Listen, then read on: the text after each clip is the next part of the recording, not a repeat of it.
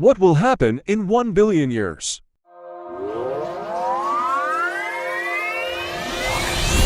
If you traveled 10,000 years into the future, what would planet Earth look like? Would most of its surface be covered in volcanoes? Or would it be frozen in ice? What if you traveled even further, to 1 million years in the future? Would all of the oceans have evaporated? Or would it have become one giant water world? Okay, now what about 1 billion years? Would there be any humans left? Or would they have settled in other parts of the galaxy? This is What If, and here's what would happen if you traveled 1 billion years into the future. Let's face it, the chances of any humans being around to greet you when you arrive 1 billion years into the future are pretty low. Several key existential threats face the human race, and if we want to be around in 1 billion years, we'll need to endure them all. We've seen how much we've struggled to come together just to survive a global pandemic. So how do we have any chance of enduring the threats of climate change, overpopulation, global nuclear war, killer asteroids and comets, natural ice ages, and the sun getting a whole lot hotter? Well, let's take a look into the future and find out. Just under 10,000 years from now, we're going to run into a big problem called the Deca Millennium Bug. In the year 10,000 AD, software encoding the AD calendar year won't encode dates with more than 4 decimals. Remember Y2K? Yeah, it's just like that, except hopefully we won't panic as much this time around. On the bright side, in 10,000 years, genetic differences and traits between humans will no longer be regional. Traits like skin and hair color will be evenly distributed around the world. Maybe that will help us all get along. Finally.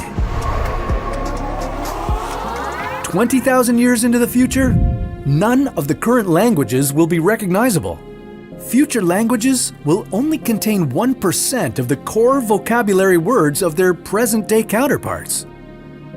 50,000 years from now will mark a new glacial period for the Earth, which will start a new ice age.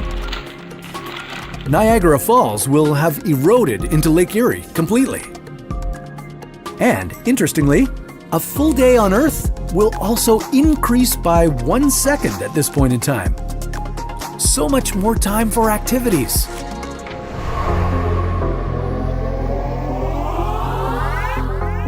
In 250,000 years, the Loihi volcano will rise above the water to form a new island in Hawaii. And in 500,000 years, it's likely that an asteroid with a diameter greater than 1 kilometer will hit Earth, unless we can prevent it. The resulting crater will be no less than 400 kilometers across. It will start fires all over the planet and make the air unbreathable. So there's something to look forward to. And in case that's not enough, in 1 million years, we'll likely have another supervolcano eruption, large enough to spew out 3,200 cubic kilometers of ash. It would produce enough lava to fill 75% of the Grand Canyon. This would be similar to the Toba eruption that almost wiped out humanity 70,000 years ago. Oh, and the nearby star Betelgeuse will have exploded into a supernova by this time, making it visible from Earth even during the daytime.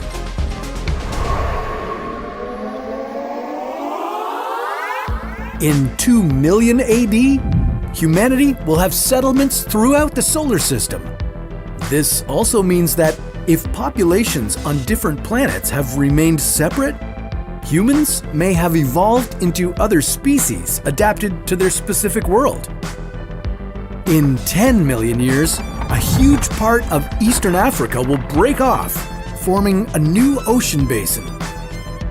In 50 million years, Africa will collide with Eurasia, closing off the Mediterranean Sea, and a new mountain range will form between the two land masses. This mountain range may include a mountain taller than Mount Everest. Out in space, Mars will collide with its moon, resulting in it developing a ring system like Saturn's. In 60 million years, the Canadian and American Rockies will have eroded entirely. In 80 million years, all Hawaiian Islands will be below the water. In 100 million years, an asteroid similar to the one that killed the dinosaurs 66 million years ago will likely hit Earth, one that is 10 kilometers wide. In 250 million years, all of Earth's continents will be fused together like Pangaea, except this time it will be called Pangaea Ultima. But don't get too attached to it, because in 400 to 500 million years, Pangaea Ultima will separate again.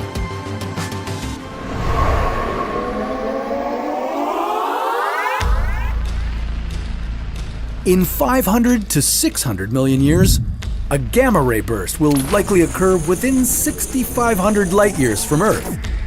If it strikes Earth, it could damage the ozone layer and trigger a mass extinction. 600 million years from now, the moon will be so far from Earth that total solar eclipses will no longer be possible.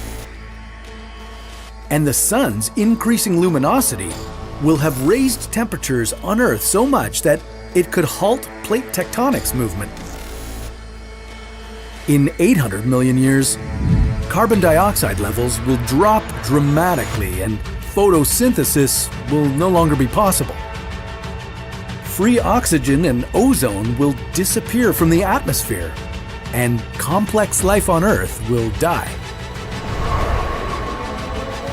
And finally, in 1 billion years, the sun's luminosity will have increased by 10%, and the average temperature on Earth will be 47 degrees Celsius.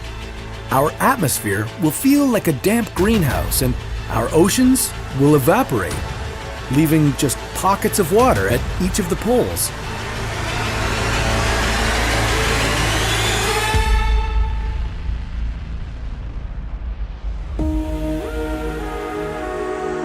When you arrive here in your time machine, be mentally prepared to take in a planet Earth that looks nothing like the one you remember.